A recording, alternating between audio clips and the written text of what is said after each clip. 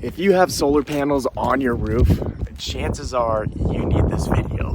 Today I'm going to be talking about how grid-tied solar works beyond the sales pitch. So the whole idea with grid-tied solar is that you can pay for the electricity that your solar panel is producing in a roundabout way rather than paying for electricity from the utility.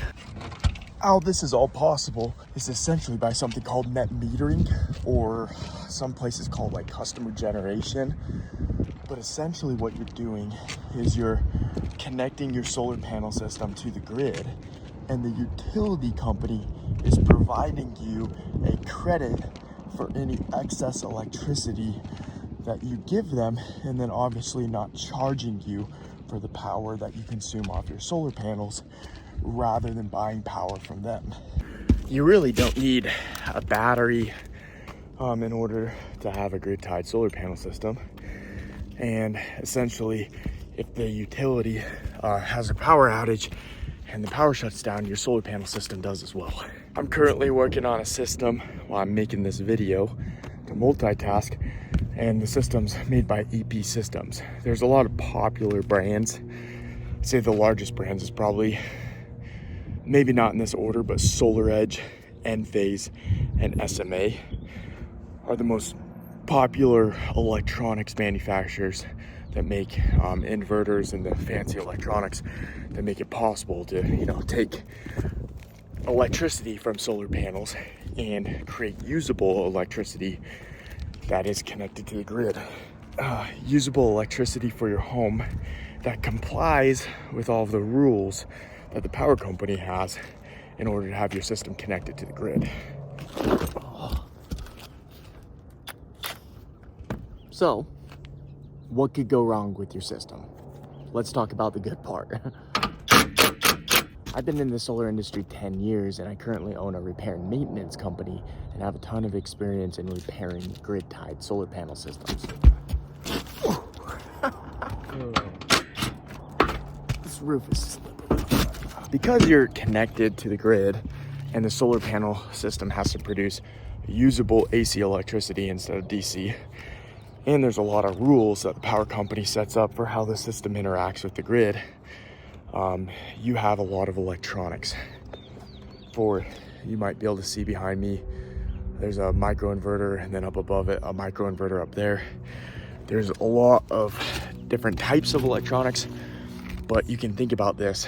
A lot of these systems have fancy, expensive, more or less computers and electronics on the roof that is, controlling and regulating the solar panel system. So whatever type of device that you have, it's outside in the rain, in the snow, in the sun, being used every single day. And they just simply break, have failures, and get worn out. And somebody like myself needs to come up and diagnose the problem, order a new product or warranty it, and then swap it out.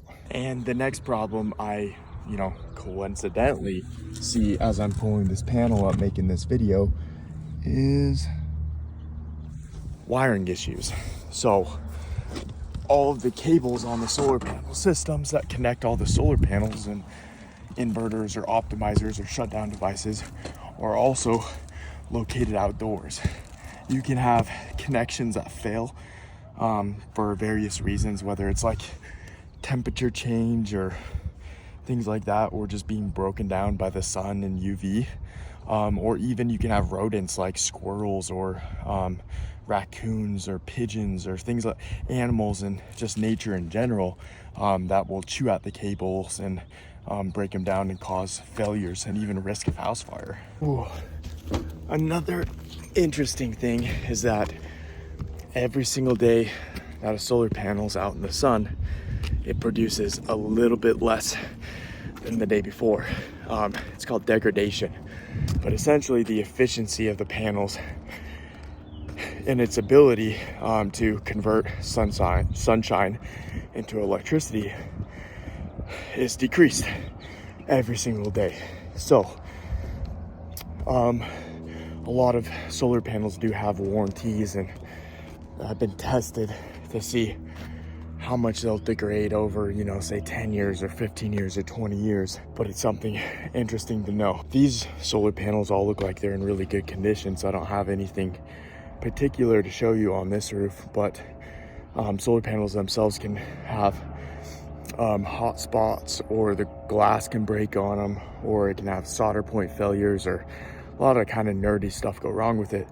But you could end up with a broken solar panel as well on your system, whether it's from impact or something, or it's just a manufacturer defect, and, you know, time in the elements. But all said and done, the most important part of maintenance, which is going to come probably out of left field and surprise you, is actually internet connection. And it's the number one service call that I get, is diagnosing a comms issue with the system.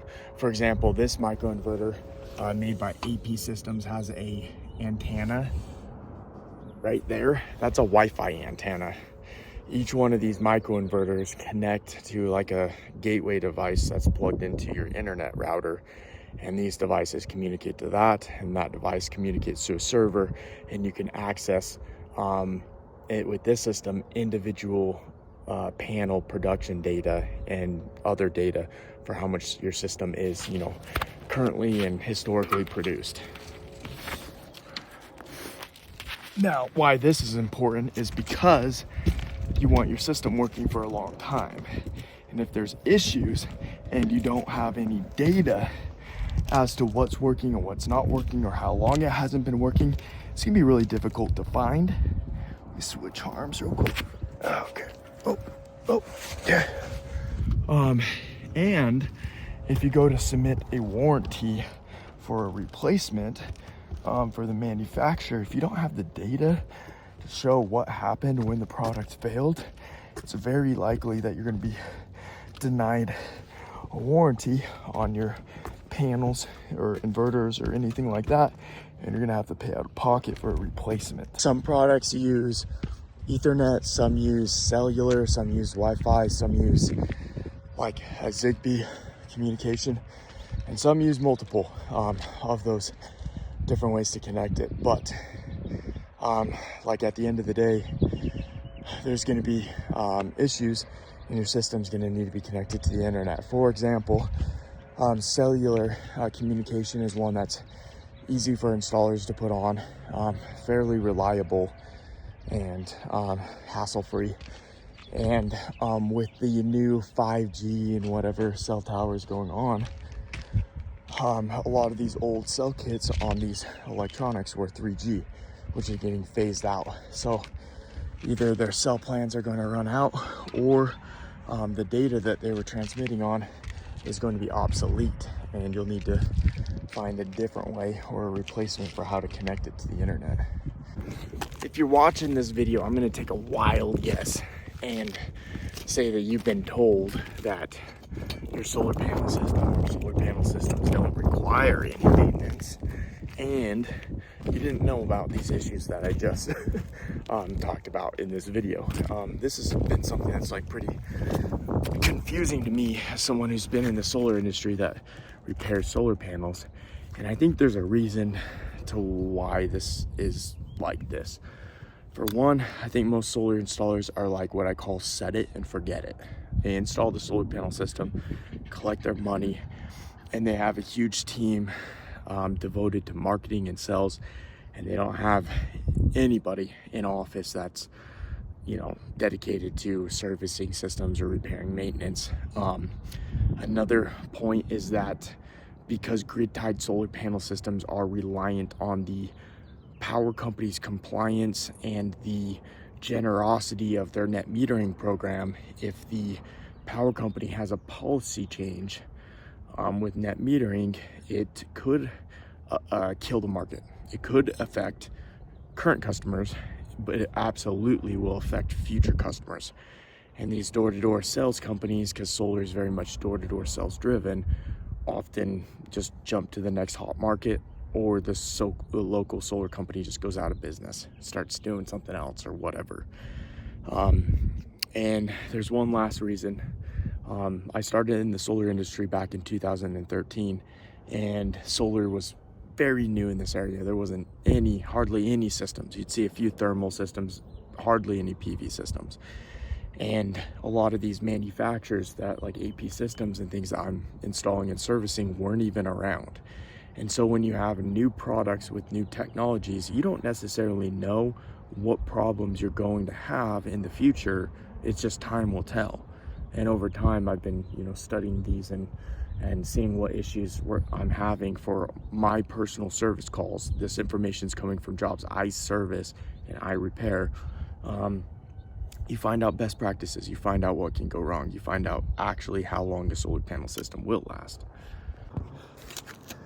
Oh, now I don't want to be all like doom and gloom and get you worried about your solar panel system, but I do want to be realistic about the issues you might see. And so I want to talk briefly about, as a homeowner, if you have solar panels, what things you can check for to make sure your system's working, or if there's any signs to tell you you need to have your system serviced. This first one's easy and it's almost common sense. I'm gonna say a red light. As simple as a red light. A lot of these electronics have some kind of, unit out by your main panel. These devices even have lights on them right there that will flash green or red depending whether they're working. If you have any red lights whatsoever on your solar devices, you should probably have it inspected because there might be something wrong. Another thing that you can check is your power bill. So generally the utility company will give you a statement. Sit down for a second. Generally the power company will give you, not my sunglasses. Slipped on the roof. Sunglasses just fell off. Only got 5 more panels to go. Thanks for coming out and removing these solar panels with me. I think I'm making better of my time, making content to educate people while I'm, working. But the next thing to look for is the power bill. Usually the utility company will provide you with some kind of statement or bill that will show how much power you're, producing and getting credited for and using and all that, a breakdown. Simply, if your bill is just getting bigger and bigger and you're paying more power, there's a good chance there's something wrong with your solar panel system or you're using more power. There's 2 things. Don't get a hot tub and say your solar panels aren't working. It's also a really common thing too. But when solar panels fail, usually you'll have like one of these devices right here, microinverter, it's connected to 2 panels, fail, and you'll have 2 panels that aren't working. So if you have 20 panels, you might have 10% of your system down. You'll produce 10% less power. Another common thing is that if not just 1 or 2 panels fail, you'll have a whole group of solar panels that are all connected together with a wiring issue that fails. And so you'll have half or a third of your system not producing, and you'll be producing like a third as much electricity. And then, happens to, you might have your whole system go down. How the net metering works is that the power that you produce, you're consuming everything, you're billed for like a month later.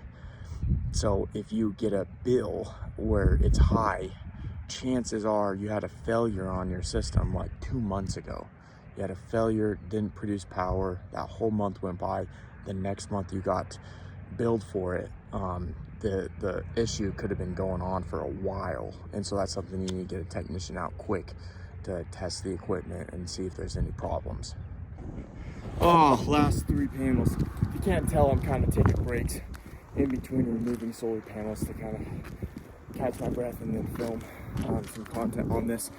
Another thing I wanted to talk about was rodents and birds. If you see birds up on your roof under the solar panels, you should get it cleaned out and probably get a guard put around them. And if you see any type of rodent, squirrel, raccoon, whatever you have, immediately get your system checked.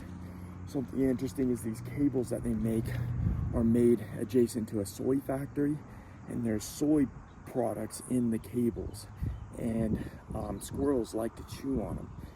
I've gone to site visits before where the whole system was totaled. We ended up having to throw everything away because it was so chewed up, it was beyond repair. We couldn't splice to it, we couldn't fix it, we couldn't do anything. So if you get squirrels up on your roof, I've heard raccoons and other rodents can cause some serious damage. Immediately get your system fixed, or you're looking at buying a whole new system and a huge house fire risk of house fire, I should say. House fires are pretty uncommon with solar. You got to really mess up for that to happen. It's really not a bad idea to get your solar panels cleaned, inspected, have the wire management, and see what kind of condition it's in. Inspected, and just really have the system, you know, checked to see if there's anything that needs to be serviced or repaired. Another thing that I would check is your roof to see if you're missing any shingles or what condition your roof is in. And then if you're able to, or you can hire someone, you can have someone come inspect your attic to see if there's any signs of rotting or molding or leaking. A lot of times when these solar panel attachments leak, they're generally not dripping into the house. That's just like a blatant hole in your roof that needs to be patched. But you know, if water is getting in, it could be rotting out the decking and compromise the structure, and you could have mold and things like that if you let it go for too long without getting that addressed. Well, if you're new to the channel, my name is Brandon. I'm known as the Solar Goat. I'm known for my short form content and short-term videos in the industry. I got into the solar panel industry, and I talked about this briefly, but I got in the solar industry like a little over 10 years ago. I was working an accounting job, didn't like my job, and one of my friends told me, he's like, hey, did you know that there's these people out there that sell solar panels? And essentially what they do is they allow homeowners to buy the electricity from the solar panels and pay a cheaper rate than the power company and save them money, and they can produce their own energy and that whole spill. And I got sucked in. I got absolutely fascinated with the tech. Love the solar industry, love solar panel technology, and I started this long form series on YouTube to help you understand how your solar panel system works and how to keep it working for free. So if you're still watching this video, I really appreciate the support in this video series and on my channel, and I genuinely hope that this is helpful information for you as a homeowner with solar panels or someone looking to get solar panels on their roof. Well, we did it. This is the last panel on this roof. So I'm gonna go ahead and end this video, and in the next video, I think I'm gonna do the top 5 solar panel failures I see every single week and go into more detail about all of those. Thanks for watching.